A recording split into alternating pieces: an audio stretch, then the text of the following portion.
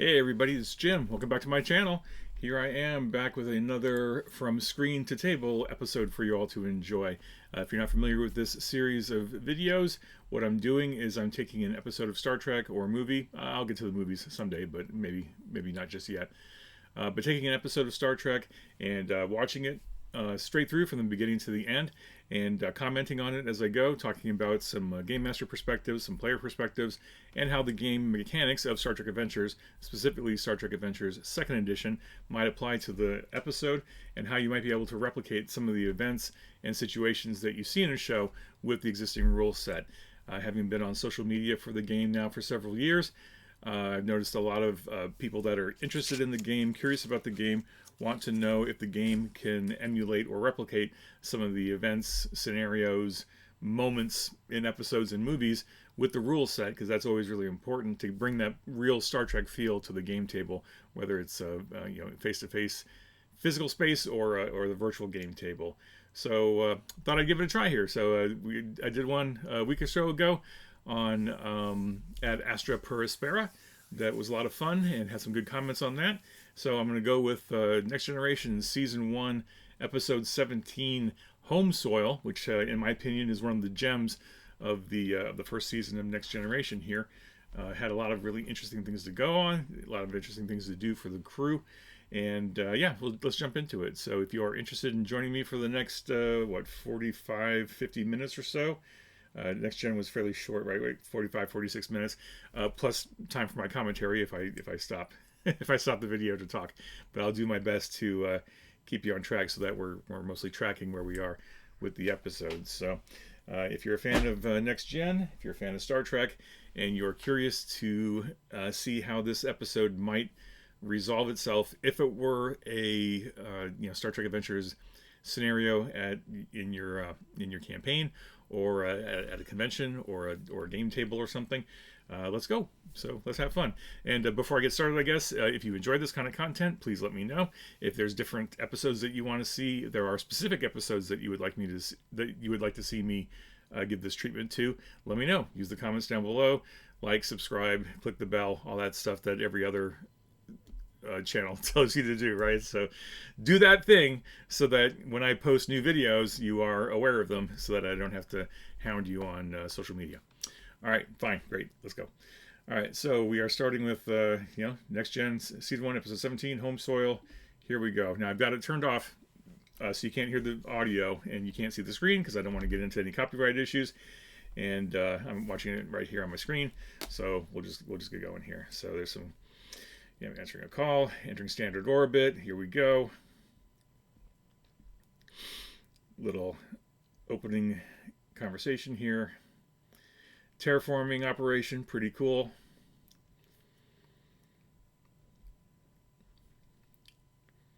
Poor Tasha has to open the hailing frequencies. I guess somebody has to do it.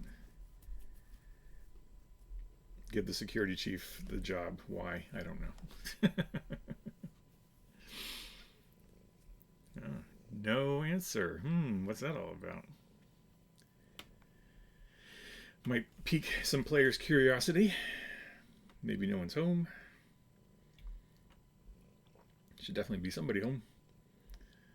So there's Data doing a scan for life forms. That's probably a standard operating procedure. It might be the player just saying, oh, you know what, I'm going to scan, since we're not getting an answer to the hails, maybe I'll scan for life forms.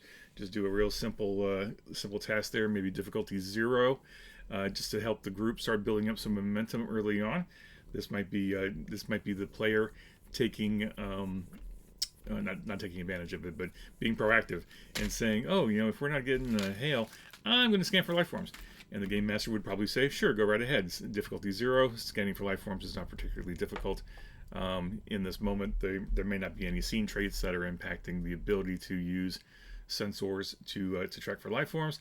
So let's say Brent, the player of the Data player character, is being proactive. He's familiar with the game system and says, oh, this is a good opportunity to start gathering up some early momentum, and goes. So he does the quick check, and then the game master says, well, yeah, you are detecting life forms, and we continue. Valar base, do you copy?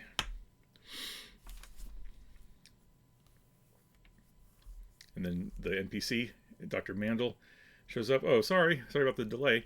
And clearly he is being evasive. So this could be Patrick and the NPC, the game master, are maybe having an opposed role here to maybe a social conflict if they want to have the Mandel is hiding something, and Picard is trying to suss it out. And while that's happening, you've got Troy over here.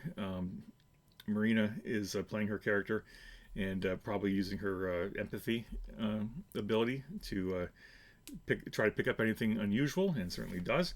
I'll continue it here. She goes over to consult with Picard. Something's not right. He's like, okay. Maybe that's maybe that could be even Troy assisting Picard on the either the opposed role or on just the conversation. So Picard's trying to suss it out, being polite. Oh, you guys are welcome to come on board and give you a little bit of a break. And the doctor's like, nope, can't do it. Sorry, bye. And clearly Mandel's nervous. Troy and Picard have a conversation. Intense fear.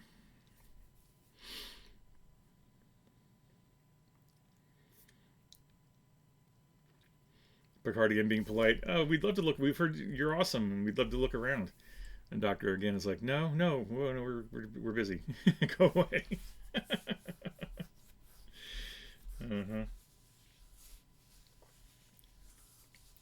He is concealing something. It's more than being too busy. Yeah.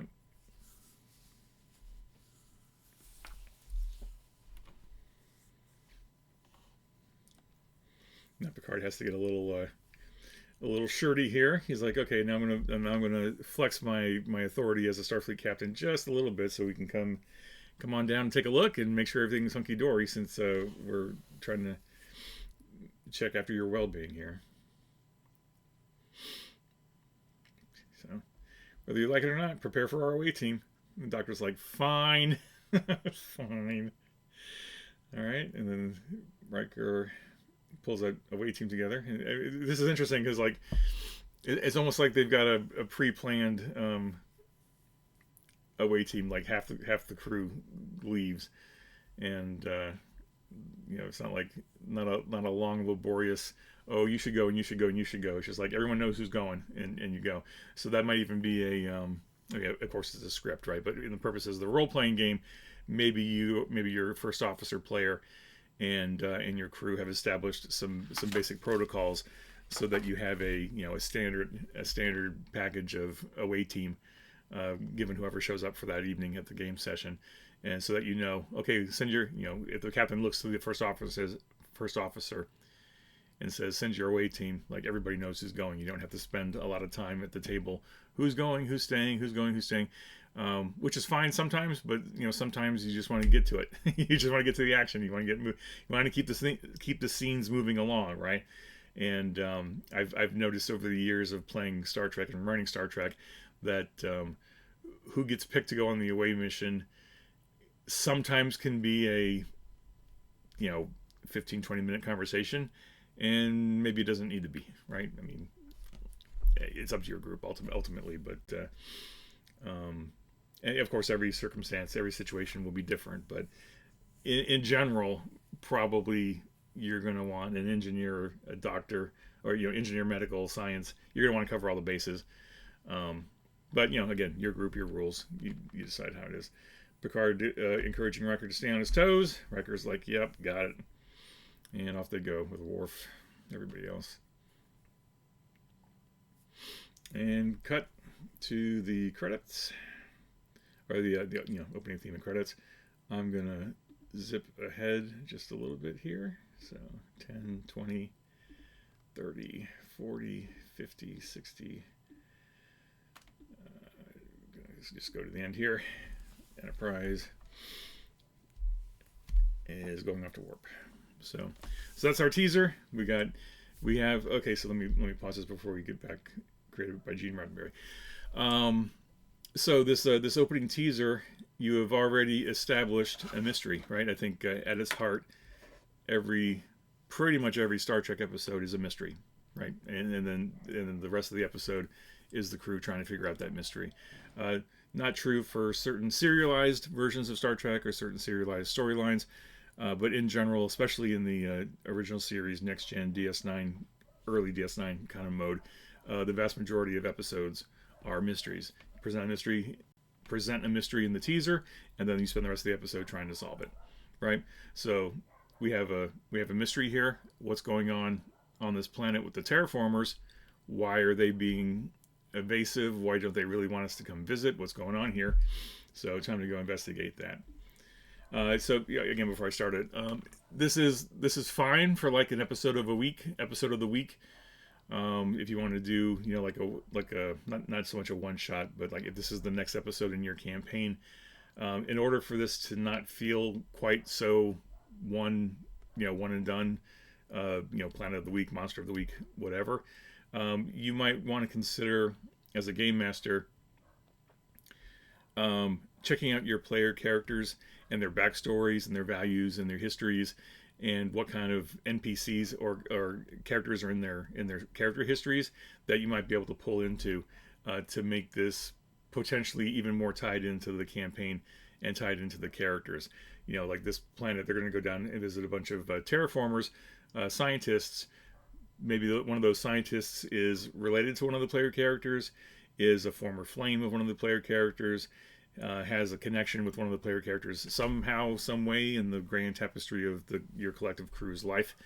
That I have found that to be helpful to get the players a little bit more invested in the episode, so that it doesn't feel like quite so much. Oh, this is the episode of the week, and then after it's done, we're going to be off to the next adventure, and we'll never see this planet again. There are ways that you can tie it more tightly and integrate it into your campaign and into your characters by just changing up some of the parameters of the characters that you'll be presenting and the NPCs. In this particular episode, they didn't do that, but they could have, I guess. But granted that this was a first season episode, they were still kind of sussing out the characters. They were starting to develop the characters and the backstories and stuff beyond what was in the series Bible. But as a role-playing game, as a role-playing group, you and your group have the opportunity to start building that stuff in earlier if you want to, especially if you're using the life path mode of character creation. You might be able to build in more character stuff, more backstory, more history, so that as a game master, or your game master can start pulling those threads, weaving those threads into your episodes earlier, and then you can go forward. Anyway, enough of that. So created by Gene Roddenberry. So now we're heading into Act 1 proper here. After the teaser, home soil. There's our title card. There's our station. We're introduced to a couple of the scientists. We beam in, and we're having a conversation. So this is the game master introducing a couple of the NPCs. Player characters going around here checking it out.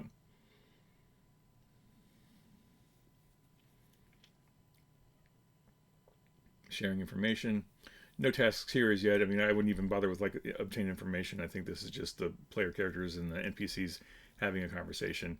And this is good because it's player characters and the game master. It's not game master talking to the game master, one NPC to another NPC. It's the players having a conversation with the NPCs. And this guy's checking out data. Yeah, we can talk about that some other time, he says. And then they're back to work. Looking a little shifty. So Troy, again, this is Marina using her character. Probably has has that empathy going on, and maybe ask the game master, "Hey, can I get a sense? Can I get a reading of what they're feeling, what their emotional state is?" And maybe that's a low difficulty task as well, just to help the group gather up a little momentum if they need it early on in the episode. Riker getting to the point of it here. Director Mandel wasn't that thrilled. NPC's apologizing for him.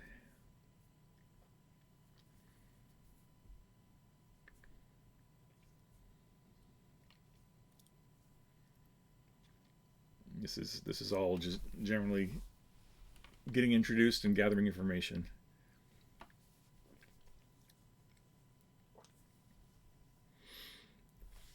And this is good here. So Troy has made her task roll, right? Her task attempt, and gotten some information, and appropriately, she's giving that information to the leader of the away team, in this case Riker, just to help Riker get some context into what's happening in the scene and some insights that he might not otherwise get if he didn't have an empath on the team with him.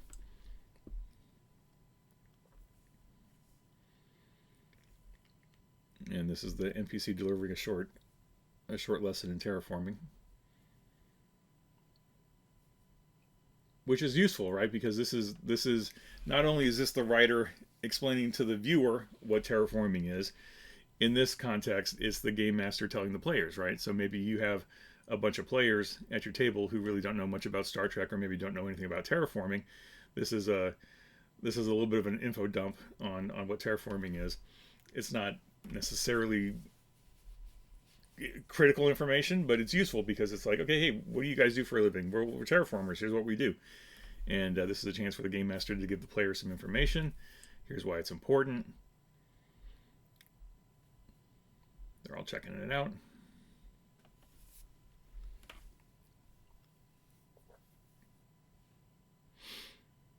Clearly, the game master's done their research and explaining all this terraforming stuff.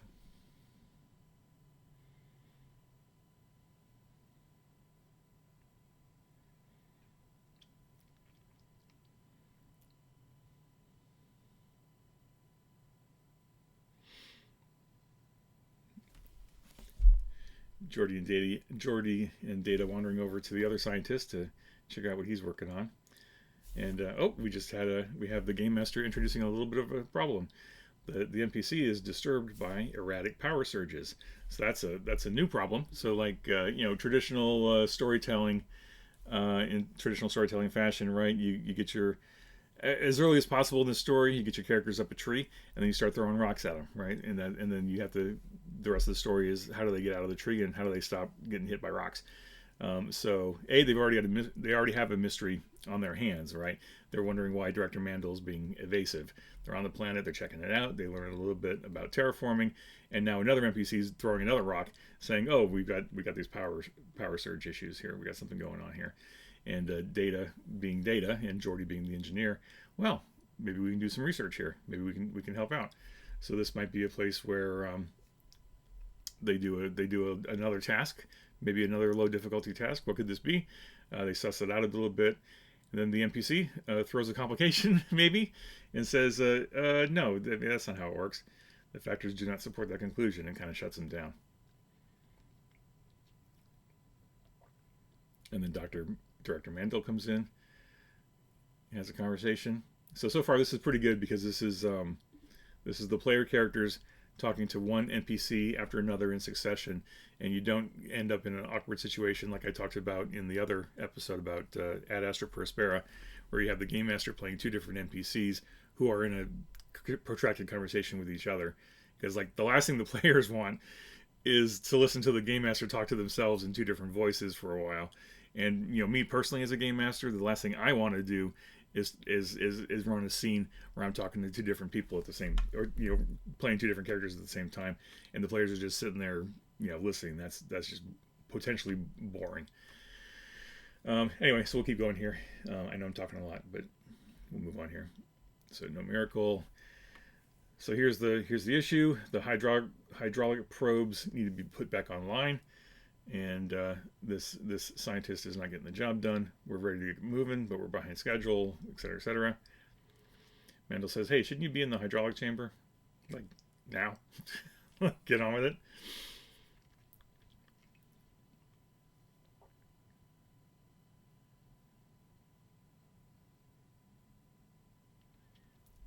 Did and Geordi check out the technology, maybe gather some information about it.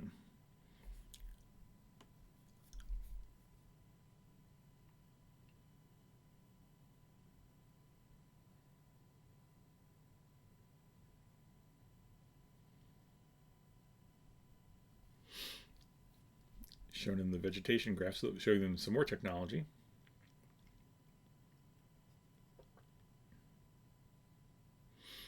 Showing you the level of detail that goes into terraforming. Has to be a very exact, specific science.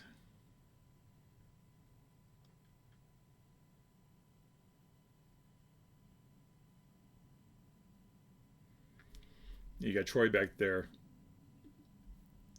who's been very proactive about keeping her empathy focused and probably continually encouraging the game master. Like, I've got this empathy thing going. I'm going to keep monitoring the situation here.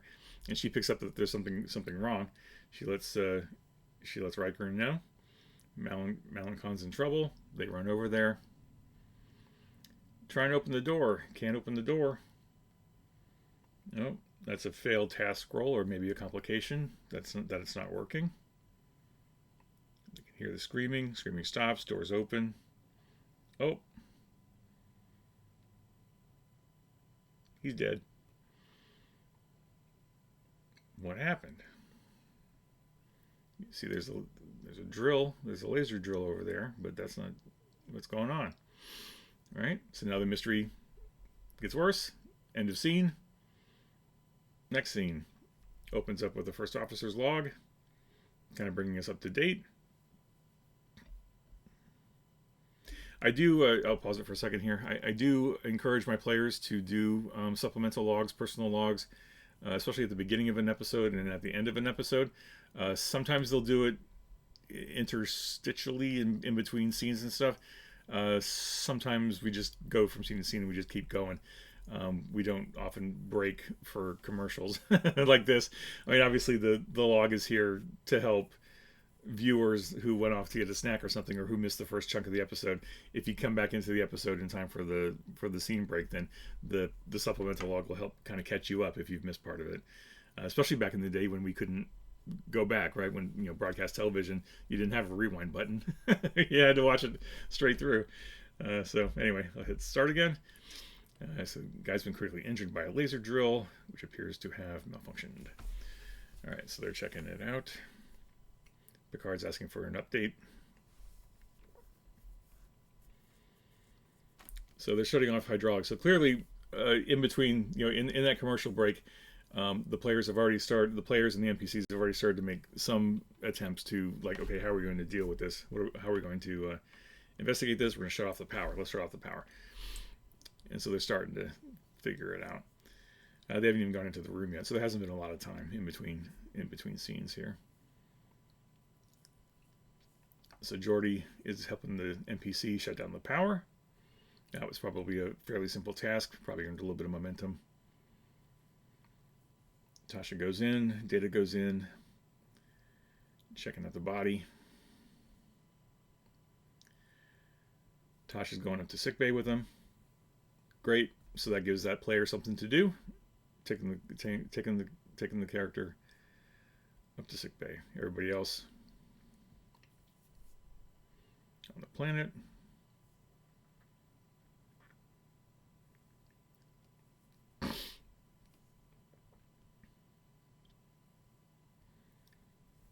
NPCs say, "Oh, we should go with them." So Riker, Troy, and the two NPCs beam up as well. So Data and Geordi are left on the planet with the scientists.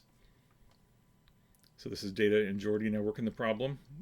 Data's doing some investigation here, probably working through through some simple tasks, gathering information, doing some perception style checks, but checking things out.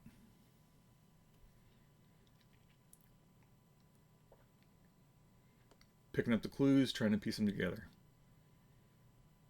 Any classic mystery would do this.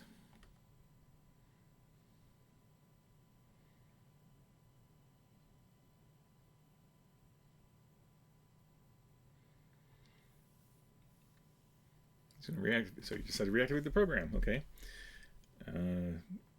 Geordi turns on the power. He's checking out the drill. The drill works that way. The drill turns, works the other way. Yeah. And then the drill turns on Data. And this is and the door shut. So this is what I would call probably, this would be effectively be a combat kind of situation, like a personal conflict. Um, it's just one-on-one. It's data versus the laser. That's one way to do it. Dodge, dodge. If you didn't want to go through combat and go round to round, you could have it be an opposed task, and have Geordi assisting in the other room because they have communication capability. Geordi's, well, I want to assist. Can I open the door? Can we open the door? LaForge, good officer. LaForge informs the captain, "There's something going on down here. We may need some help." Meanwhile, Data's busy wrestling with the drill.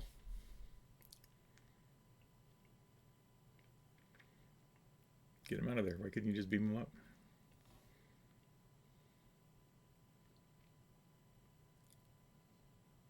Very dramatic. A lot of smoke. So in the time it took Geordi to yell and contact Picard, Data's probably had a couple of rounds of combat if you're doing it as a combat, where he has managed to defeat the drill and break it and render it inoperative. If you don't want to do a combat, you could again, you could do it as a opposed task. If you wanted to be even simpler, make it even simple, you could have him in the scene with a trait of something like rogue drill, or independently operated drill, or the drill as a trait that's impacting what Data is trying to do, and then you could have Data attempting tasks in order to create a trait to counteract that, right? So that's getting into the very, very, not simplified, but least mechanically complex version of the rule set. But if it were me and I wanted my Data to go up against a rogue drill, I'd probably do that as a short combat and just let it happen. Data may have suffered some stress in the process of ducking and diving that laser, and he inflicted stress on the drill. Maybe he's only got 3 or 4 points of stress, or maybe it's maybe it's just there, and once he manages to inflict an injury, it's destroyed. Pretty straightforward, I think. So we'll continue here at Wei Team. What's happening? I'm going to beam him out of there, but I didn't. And then Data says, "No, I'm fine."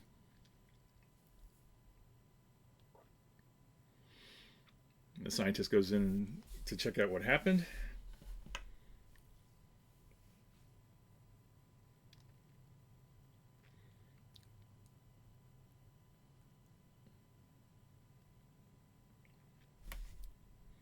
So that's important to know. The drill changed its planning and tracked with Data anticipating. So clearly Data learned something from that little combat. So that's important to think about as well. I mean, this is true for storytelling as well as RPGs, is that things that happen in the story need to move the story along, right?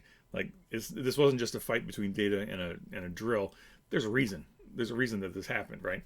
And so this is a new piece of information that Data didn't have before, that now he knows. There's something going on with this drill because it was able to anticipate. So now they're thinking, okay, was somebody was controlling that drill, maybe. Then the NPC Benson, he's like, "What did you do to my drill? This was a year's work destroyed." Pretty unfortunate.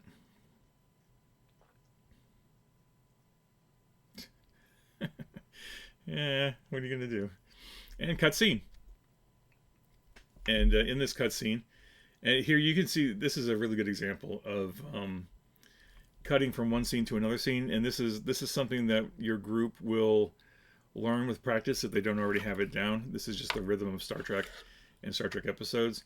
This is one of the reasons Roddenberry and his team created the transporters, right? Because you can get from the ship to the planet super fast, and you just cut to the chase, right? So Data and Geordi on the planet, checking out the drill. Okay, we've got some new information about the drill, right? It attacked Data. It's somehow being controlled so that it can anticipate his movements. He wrecked it. The NPC's not happy about it being wrecked. there's not really anything else to accomplish in that scene. That scene is pretty much complete. So now we know the next scene is probably going to be info dump to the rest of the crew. So instead of going through the motions of saying, okay, Data, I'm gonna call up the ship and have them beam me up. Okay, we're gonna beam you up.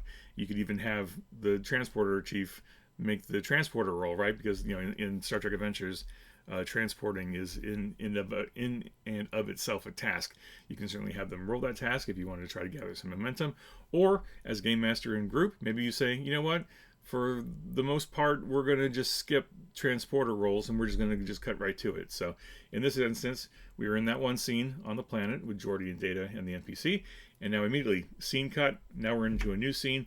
Data is already in the middle of giving his report, and Tasha's there as well. So this is just a way to keep things moving, and it's not like breakneck pace, boom, boom, boom, boom, boom. You're just like, you're not doing a lot of that. Let me pause again. Sorry, you're not doing a lot of that table talk, a lot of that analysis paralysis that can potentially happen, where your group gets into these long conversations about, oh, what are we going to do? What are we going to do? Well, we should go from the planet to the ship, and we should talk to everybody on the ship. Okay, yeah, let's do that, and then get there, right? As you get more comfortable with your characters and with each other, and you get into the game, you'll find that these kind of things happen faster. And once you get into that scene rhythm, it'll feel very Star Trek-y to you if you don't have that already. Anyway, so I'll resume here. So Picard's talking to the NPC. Picard's like, okay, well, now we're not going anywhere because I want an explanation for what's happening. This is not what the director wanted to hear. And just in case, Picard says, Tasha, why don't you escort him to his quarters? So this gives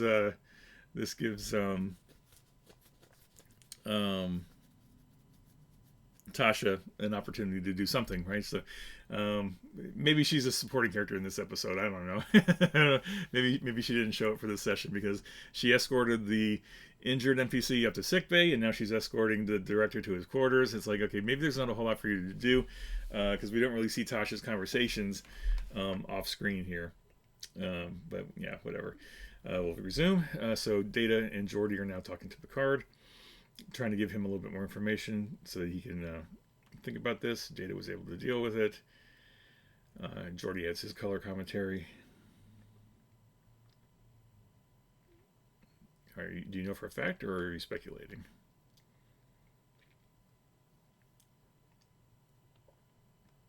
So this is what you want. I mean, in my opinion, this is what you want in an RPG situation, especially Star Trek, where you're giving the players enough information for them to take it and run with, right? And now you've got 3-player characters in the room. You got Patrick, Brent, and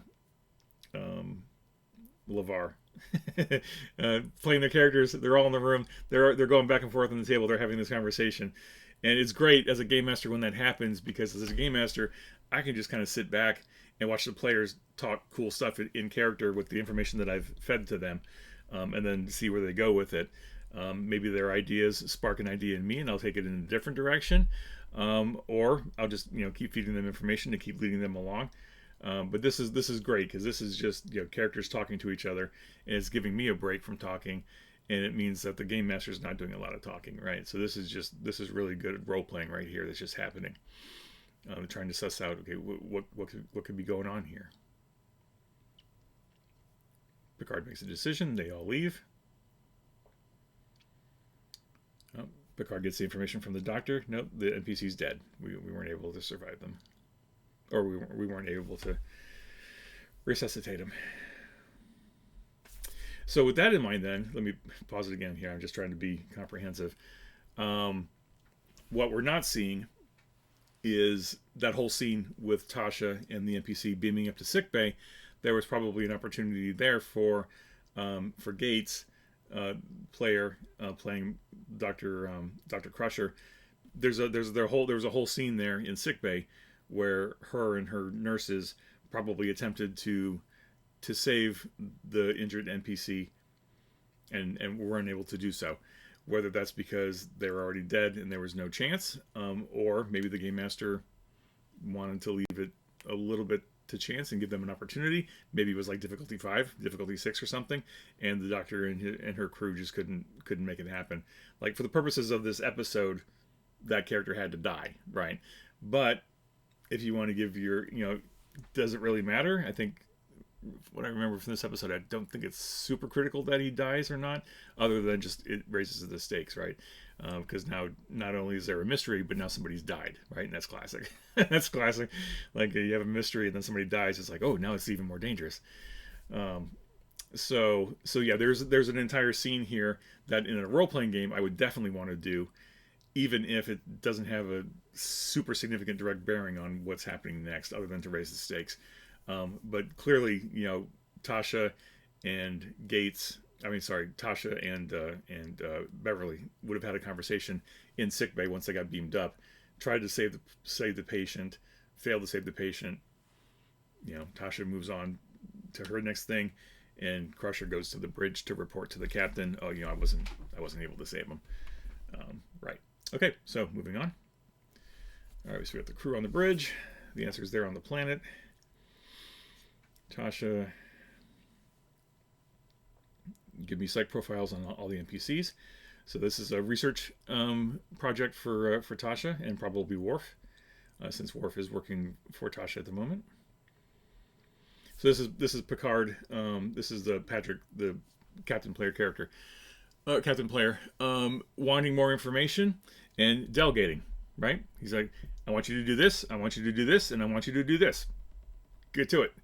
And while some groups may feel like that is the captain kind of being dictatorial and telling you what to do, it might also just be the captain saying, let's move this thing along. Here's the information we need to make it happen. Or the captain might possibly be a GM character, like it might be a supporting character or a non-player character. Like maybe none of the players wanted to play the captain, and the game master was like, okay, fine, we'll make the captain a GM NPC. And I will just use that character to move things along when they need to be moved along, and I can use that captain to give you orders, right? And not so much like give you orders, but to say, Tasha, we need this information. Can you please go get it? Data, we need this information. Can you please go get it? Doctor, blah blah blah. Right. So that there are a couple of different approaches to that. 99 times out of 100, I will always prefer a player being the captain or the commanding officer, because there's just so many RPG gaming potential things going on to give somebody that level of responsibility in game. But it's also just a matter of having good personalities around the table, right? Like if you've got a player in your group who's a good communicator and is a leader without being a dictator about it, then they might be a good candidate to like help things move along. Maybe you've got a player in your group who knows Star Trek pretty well, kind of gets the vibe of being a commanding officer, and can be a teacher and a mediator and a facilitator with the other group, and give orders without it feeling like they're telling other people what to do. Right? There's a whole fine line there, and I think there's a certain level of player maturity that comes into it, where Star Trek is a little bit more of a thoughtful game than other games maybe, and not to say that it's certainly not to say that it's better. It's just different. So this is where having somebody in authority being able to direct traffic to the next thing is useful, whether that's a player helping out or if it's the game master saying, okay, we're going to go on to the next stage here. Here's the 3 things I want you all to do, be focused on, be working on, so we can move it forward. You got it? I guess. I may be belaboring the point here, but yeah, let's move on. All right, so now we're 17 minutes into it here. We're back on the planet. Data and Geordi have come back down. The power duo, engineering and Data. Like in this case, Data is kind of a mix of a engineer and a scientist. In my experience, the engineering character and the scientist character, when those are PCs, they always end up, hand in hand solving a lot of the plots, which is great because they're the ones that have all the smarts. So this is nice. So this is Data. So this is where I'm going to pause it again here at 1752. This is a good instance of players supporting other players, right? Data is trying to get some information. He finds this hole in the wall, and he knows that Geordi has a visor and that Geordi can see in different spectrums than he can. So this could have been, Brent saying, "Hey, LeVar, I'm going to give you something cool to do. Use your visor and help me over here." And this could be a task that Data is attempting and is asking Geordi for an assist die, or it could be, "Hey, there's a thing over here. I think we should check out. Why don't you do the task and I'll assist you?" So maybe this is Geordi attempting the task using his advisor trait, if he does have that as a trait, and Data could be assisting him. So what is it? Gathering information, or not gathering, making the roll. Success. Nothing but basic elements. Inorganic. No carbon. Flashes are almost musical. That's interesting. Spend some momentum. Obtain information. Oh, color variations and rhythms. So this is the game master feeding more information to Geordi as he spends momentum on obtaining information. And then Data, could it be alive? Given that information, could it be alive? And Geordi's like, no, it's inorganic. And the reason someone killed Malenkon.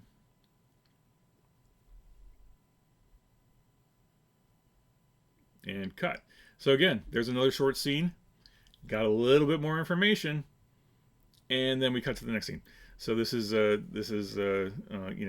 got Geordi and Data by using the visor and just by doing a little bit of role playing, and the game master feeding them a little bit of information, have got more pieces to the puzzle now. They still don't know what the whole picture looks like, but now they've got more pieces to play with. We're cutting scene somewhere in here. Okay, so let me pause this for a second. So now they've already beamed up something. So there's a whole scene that they skipped over for the purposes of the TV show, but for the purposes of the RPG, you would want that scene. So that would be Data and Geordi saying, "Okay, there's something down there. It's making pulses of light in a rhythmic fashion. What's going on here?" They would almost certainly call up to the ship, to the captain, and say, download the information. Here's what we've learned. Even if the players have already sat at the table and are already hearing it, like, hopefully they're not metagaming and like, "Oh, we already know, we can cut to the chase." Or you can say, okay, Data's going to interpret what the game master has told them and repeat it to the group in character voice or whatever. Or if they want to take the easy way out, they can just say, Data beams up to the ship and tells the captain that. just what you just heard from the game master, I tell you that. I've had players who do that, and that's fine. Not everybody wants to do an actual role-playing scene in character, which is fine. It just depends on the group, depends on the player. But there's a whole scene here where they had that conversation, and then they beamed it up to sickbay in a controlled environment. And that beaming it up probably could have been a task attempt as well. But in this case, maybe the game master and the players are just like, you know what? For this plot to continue, it needs to be a success. So maybe this could be a success. You could just say it's a success at cost, right? And just create a complication for later. Or you can give them the opportunity. Maybe this is not particularly difficult. You make it a difficulty 0 or difficulty 1 task. But there's really no chance of failure here, because if they don't beam the pulsing light up to the ship, then there's no way to continue the story. So when there's no way to proceed, then just make it happen. Just let it be, and just say it happens, and then move on. Yes, and go. So anyway, so we're gonna try to investigate. We're in sickbay. We got this pulsing thing in a jar, and now you're giving the doctor something cool to do, right? Now she's gonna check it out. So you got, 4, maybe 5 player characters here, depending on Wesley. Wesley might be if Wesley's not a player character, they could be a supporting character. or an NPC, or I could even make the argument that Wesley's a trait. Wesley's a trait for like because he's useful, right? He helps support the other player characters, so he could be a beneficial trait in the scene. In this case, who knows whether Wesley is an actual player who's just dropped by to play and wants a character. Maybe it's a supporting character that one of the other players picks up. I would lean probably toward that. Maybe Tasha, Worf, Troy, the characters who don't show up in this scene. Maybe they're playing Wesley as their backup supporting character. So they're talking about, well, what is life? So this is the players trying to suss out what it is. This is the game master feeding them a little bit of information, and a lot of role playing right now. But we're moving toward what's probably an extended task. And in fact, Crusher says it. Let's use the scientific method. Now, in first edition Star Trek Adventures, we had the scientific method as a rules component, and in second edition, we've adapted it a little bit. So there is a form of there's a form of scientific method that you can observe, theorize, and attempt to prove. And so clearly, we got an extended task here. We've got a puzzle. What is this thing? And now we're going to start digging into it here. We're going to have the computer assist, because the ship always assists when possible. She's in sick bay. She's got all the information and computer power she needs to start figuring this out. And she's got a brain trust of people with her. She's got Geordi, Data, Picard, and Wesley all with her, plus her own well-earned smarts. So now we're going to start doing some investigating. Okay, we're trying to puzzle it out here. Magnify. Okay, something clearly going on here.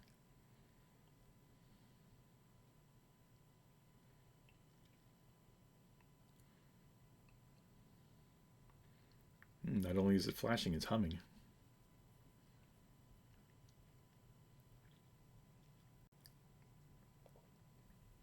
Trying different things. Humming gets louder.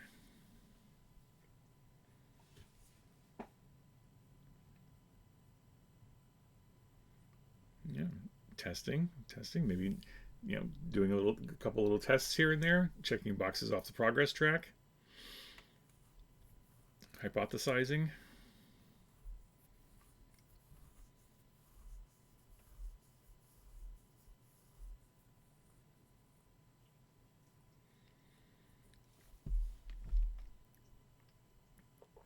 Magnify again.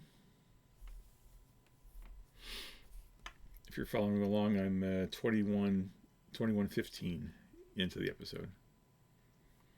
Computer analyze. Another task roll there, probably. Computer's no help.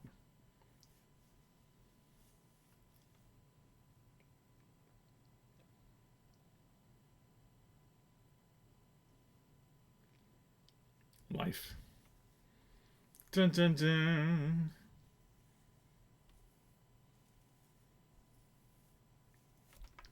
And what I really like about this is, here I'm pausing at 21:54. This is something that Star Trek can deliver that a lot of mystery shows don't, right? And that's the sense of wonder. This is a science fiction show. This is also a mystery, right? So it's a mystery set in a science fiction setting, right? So when possible, I know it's not always possible, but when possible, it's always nice to push the sense of wonder button. Drop in a little science, drop in a little pseudoscience, drop in a little what if, or something cool and wow and different. You got a new life form here in the works. Whether this science is entirely viable or not, make it sound authentic, make it sound real, and your players will probably go along with it. Unless you got a really smart, or if you got a player who knows the science, then maybe you just tell them just let it go, or encourage them to help. Right, help me make it sound more authentic. Help me make it sound more real, and get into it. So let me go back just a little bit here, 10 seconds or so. So the scene in the sickbay then is them being astounded that this is potentially some form of life.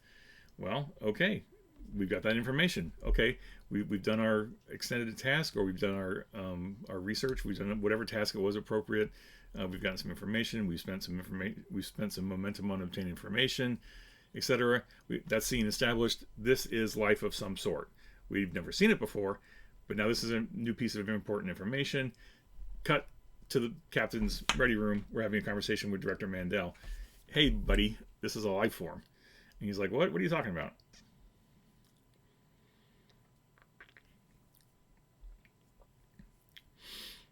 And this is probably a social challenge, a social conflict, because this is Picard and the director going back and forth again. The director is hiding something, right? If you've seen the episode. If you haven't seen the episode, no spoilers, but the director is still being evasive. And Picard is trying to suss out the answer here, right? This is still a mystery, and the director is still being difficult. Right, so he storms off. Everybody's in the room. Well, now what, Captain? Picard requesting advice from Troy. So another opportunity for Marina to step up and make use of her Betazoid empathy talents. And then he touches base with Yar. Hey, you were doing a research project, Yar. What did you find out? And this is where Tasha can deliver her information. So you know, at some point in the last couple of scenes, Tasha has done her roles. Troy was monitoring the situation with her empathy. The game master might have handed Tasha a card to say, okay, here's the information you learned about the NPCs. You can share that at the conversation coming up here pretty soon.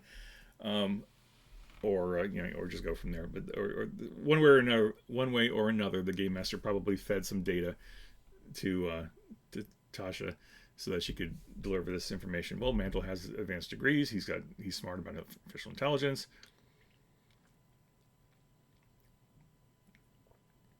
So this is giving Tasha an opportunity to do a scene, have some stuff to do, contribute. She's adding more insight, more clues, right? So we've still got the mystery, but now we've got all these clues coming around. Troy delivers her insights.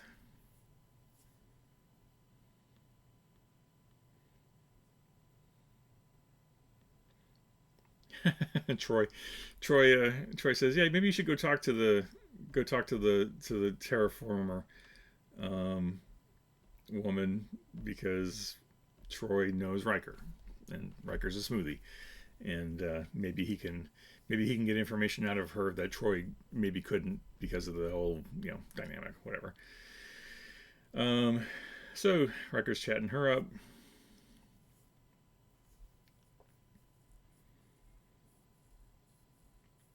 And this is nice. This is classic, player having a conversation with the game master character. Learning a little bit more about her, learning more about the terraforming life, asking questions about the life form that they detected. It's life, but it's inorganic, so it's not your fault. Probably not a task here. This is just straight up role playing, probably. Although there might be a task. Maybe Riker wants to, ensure that she's not pulling a fast one on him. Maybe just tries to suss out, is she being honest? Is she lying? That could be a opposed role. Could be a social conflict. Not really conflict here though. So I don't know that I would make Riker. I don't think I would make Jonathan make a role here. I think I would just role play through this as a game master. And again, tying back to the yes and, if there's no reason, if there's no chance of failure, just feed the information to him, right? So yeah, let me go back. I was talking over it. Lisa.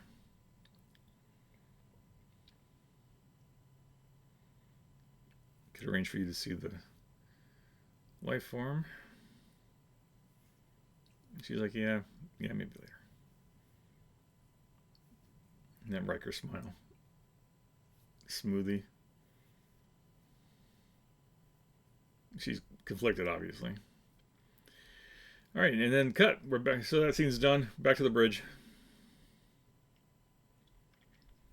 Crusher calls Picard to the sick bay. So we probably would have gone from Riker to sick bay and then to the bridge, right? So there's a scene that's not included here.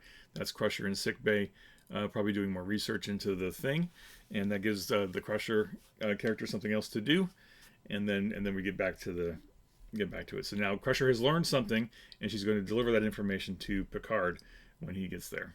So now we're in a new scene. Shift in the energy patterns.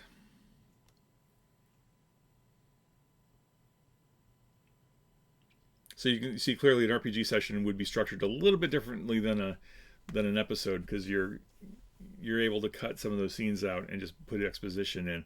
Whereas in an RPG, you would want to have those game sessions happen. You would want to have those scenes happening to give everybody something to do. Okay, so now it's projecting an energy field. It's intensifying. They're looking at the computer. Oh, and they weren't looking. Nobody was looking at it when it duplicated. So now they look back. Oh, now there's two of them. What happened? It replicated. That's an important piece of information.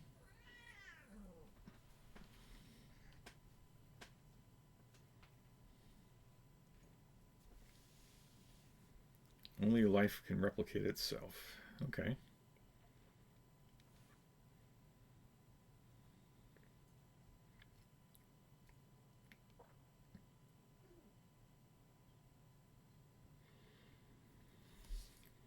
Crusher very wisely. Oh, maybe we should put up a quarantine field. Yeah, good idea. I've had that happen plenty of times in my game sessions where the players will be puzzling something out, and then somebody will go, "Hey, wait a minute, this isn't safe. We should have a shield or a defensive screen or something up." And everyone else is like, "Oh yeah, we should do that." And it's like, "Yeah, okay, so you do that." I mean, I'd have been thinking of taking advantage of it, but nice that they were thinking of it and going, "Oh yeah, maybe we should protect ourselves." Oh, now something's happening. Oh, what's this? So now the life form is tapped into the communications. Uh-oh, something's going on here. They're concerned. They leave sick bay and they lock it down.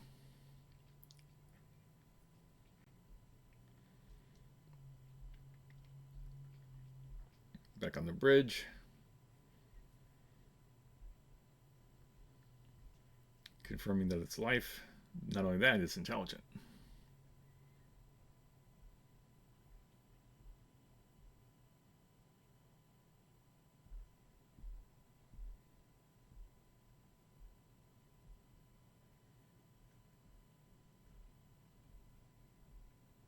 And cutscene.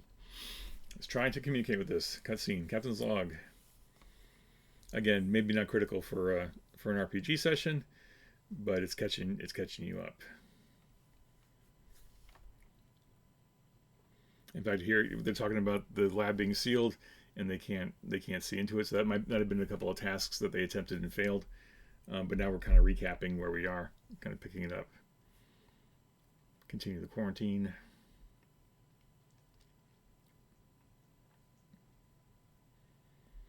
NPCs are in the observation lounge. Picard and Troy go to the observation lounge to talk to the NPCs. So now it's time to put the screws to the director and say, okay, what is going on here? And Tasha's there, right? So this might have been an opportunity for Tasha as a player character, or I guess maybe a supporting character in this case, to again escort the NPCs around the ship, and has them sitting in the observation lounge and is guarding them, monitoring them, and there might have been some conversation back and forth for the character, but in this case maybe Tasha's a supporting character in this episode, so that one of the players picks her up and plays her in this scene just to have something to do if their character's not here.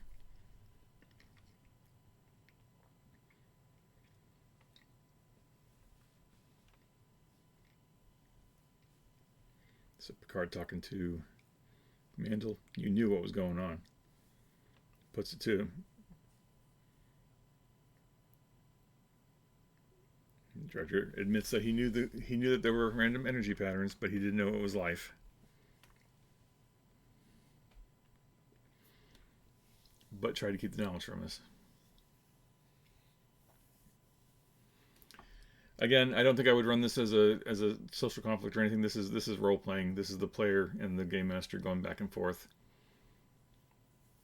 Picard's presented the facts and is leaning into them and getting the information. Picard says, "Well, it's trying to communicate with this." That's news to the director.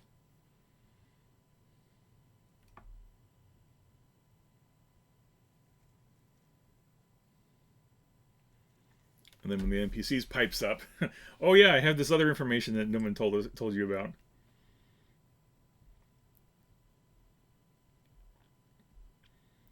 You saw patterns in the sand. What did you think it was? And it's like, "Oh, we didn't think about it." They were busy focused on the end game, not focused on what was right in front of them. Right? That happens. That's life.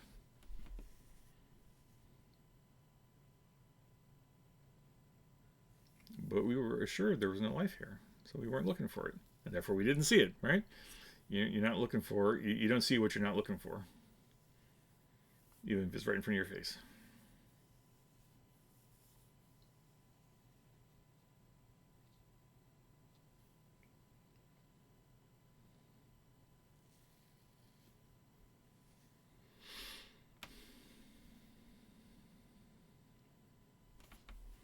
Yeah, this is Game Master just delivering information. But we didn't think it was life.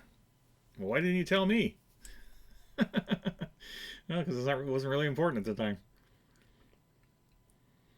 Lack of information. People not telling other people things is what leads to so many issues in the world, isn't it? Isn't that true?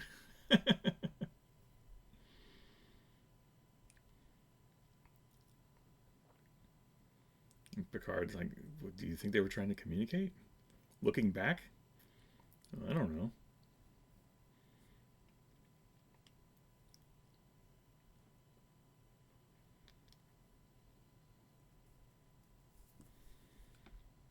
But now maybe 3150 into it now, just for your tracking purposes.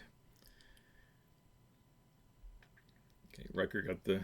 So in while this scene's happening, Geordi and Data and everybody probably figured out how to get the feed in sickbay working again, so they were able to patch it into the observation room. So there might have been a task roll there to make it happen, to fix that issue.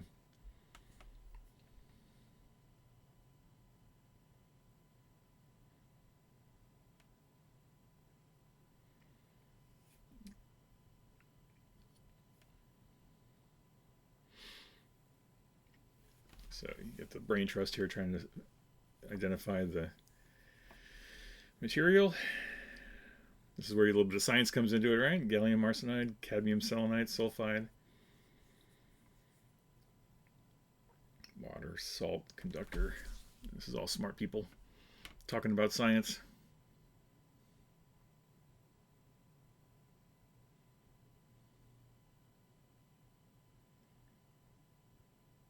Engineer calls up, new complication. The seal around the lab is starting to fail. Oh, we better go fix that. Why Riker's going, I don't know. Why not send Geordi? But whatever. Gotta keep your main characters doing things. Keep those players invested.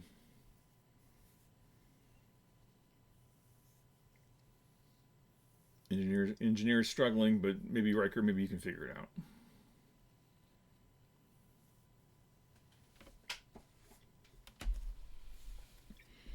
Trying to gather more information here.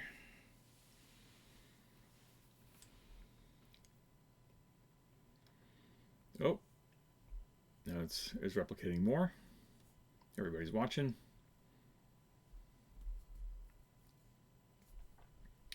Now it's getting worse, right? Now this stuff's happening. Get the seal up. The energy's got to go somewhere.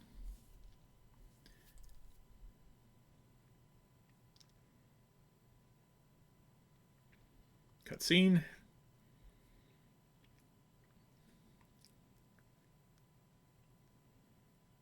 Go to the bridge. For the big dramatic moment, ugly giant bags of mostly water. So now the thing is access the computer. It's able to communicate.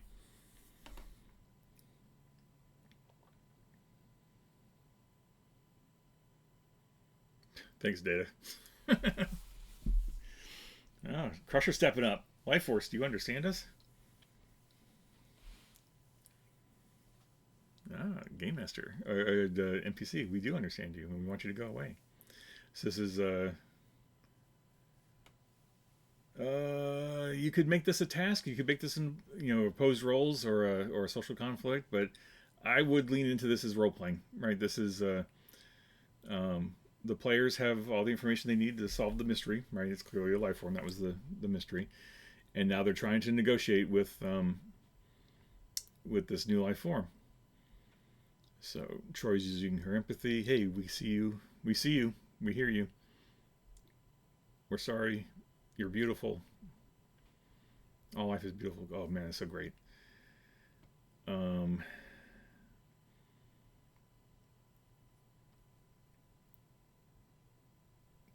Life forms didn't want to do it, but now you're at war with us. Crap. Picard's like, oh, ship got shaken, so that's oh gosh, how would I handle that? Probably just inflict a breach on the ship, just to make it ratchet up the tension, right? Make it dramatic.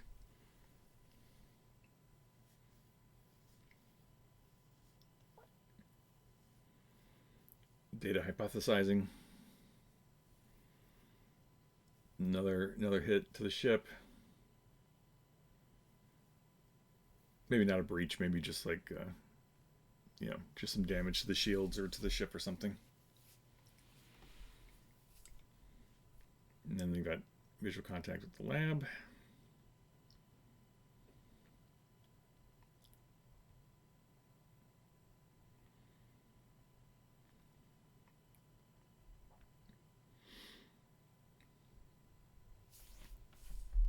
So all non-essential personnel have been moved to distant areas of the ship. So that might have been a moment in that scene break where one of the characters said, "Oh, we should evacuate personnel away from sickbay so that they're safe." And we certainly want to do that in a game situation.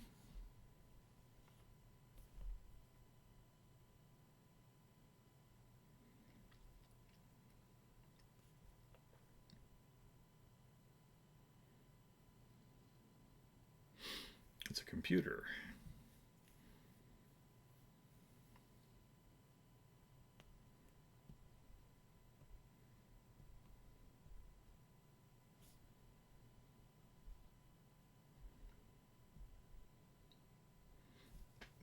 The doctor dropping some science here. Cell division is preceded by resting state, calm before the storm. Let's look at the medical lab again. So maybe the alien life form is resting.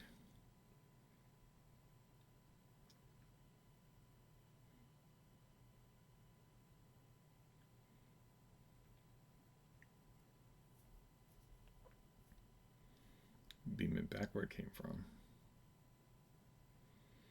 So here's a transporter task. Doing it not from the transporter room, so there's a little bit more difficulty there, but gives it a go. Uh-oh, transporter beam got redirected. We're not able to affect it. Was that a complication? Probably a complication.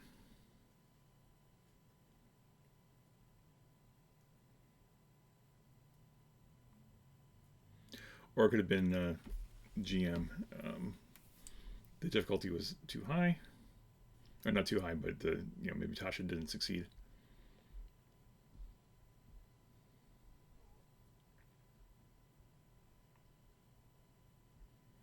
The microbrain has successfully interfaced with our computers.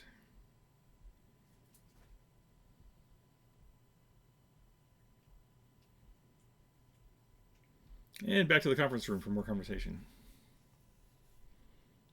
Why they couldn't just do this on the bridge? In a TV show, you got to have movement, you got to have activity, you got to have people moving and talking. So we're going to go back to the conference room and we're going to talk about this.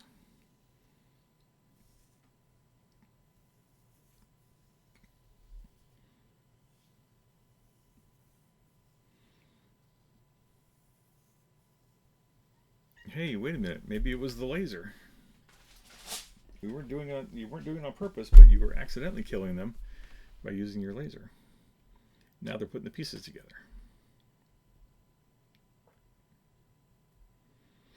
This is the value of conferences in a Star Trek RPG is you get disparate players and NPCs delivering their bits of information, and you look at all those pieces and you're like, oh, this is how it all goes. This is how it all comes together. A little gentle prompting from the game master and game master player characters, and the players, hopefully using their using their brain to pull it all together. And gently as a game master, you can use your NPCs to help guide the conversation if you needed to. But otherwise, the players are usually really good at coming up with something that's way better than what you may have come up with.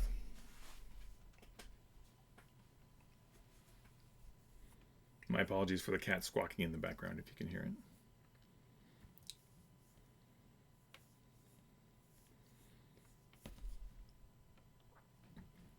Spends a lot of energy during its reproductive cycle, yet there's no particular drain on our systems. Explains what cadmium is. Photoelectric. This is important. Hey, that's how we do it. Kill the lights. Let's see if darkness will neutralize it. Yes.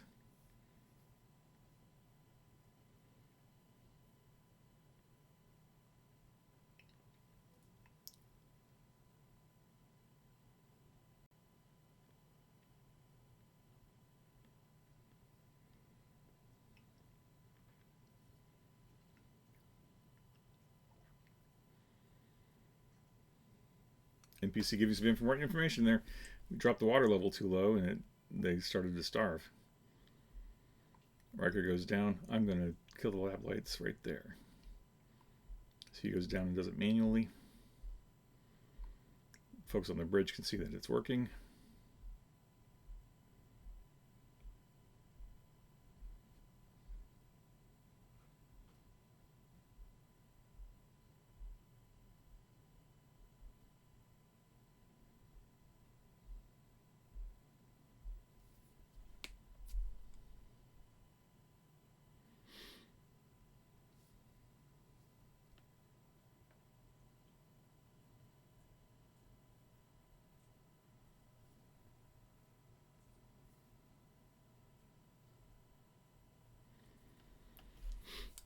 Must go home.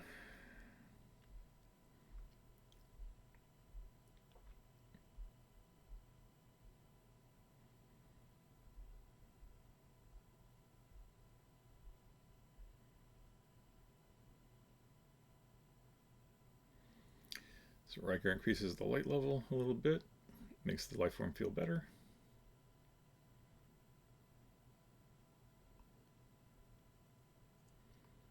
Picard tries to explain, we don't mean you any harm.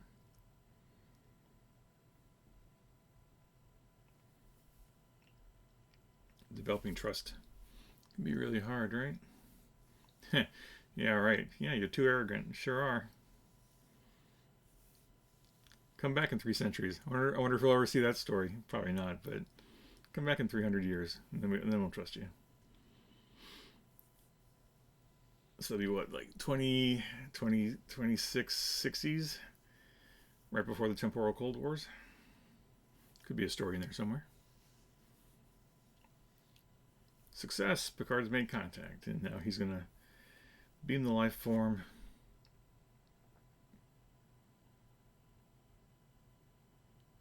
back. So Riker goes in. Riker's going to get to do the honors here. Looking at wonder at a new life form. Because isn't that the whole point? New life and new civilizations?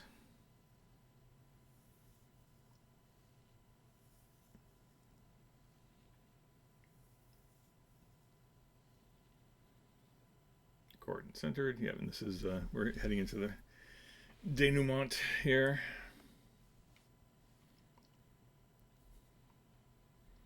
Beam it back to the planet. Yep.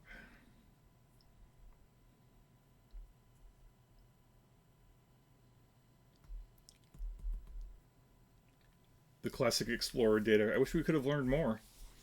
Yeah, well, maybe someday.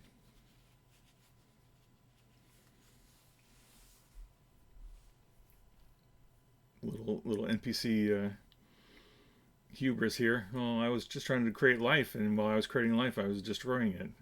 Womp womp. The lesson there, no doubt. right? Good Star Trek. A little bit of a lesson without necessarily beating you over the head with it.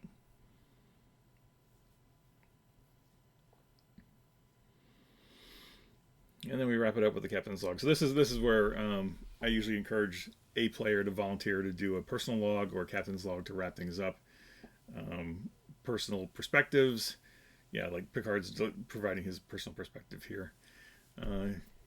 Closing credits and scene. All right, so I'll turn that off. All right, so that was Home Soil, Season 1, Episode 17. One of the reasons I really like... excuse me while I put my laptop away. One of the reasons I really like this episode is... oh, you know what? I completely forgot about my whole Scrivener notes here, so I guess I could have been taking notes, but I didn't, so my apologies. I'll try to remember to do that next time. Oh my goodness. I'm still learning all these ins and outs of things. But we can say there was lots of RP. There were a couple of key extended tasks. Lots of assists. Use of the scientific method in practice. Yeah. Oh, and also, this was one of the reasons I really like this episode is it's an ensemble piece. Everybody had something to do. Like every character had something meaningful to do, meaningful to contribute. Tasha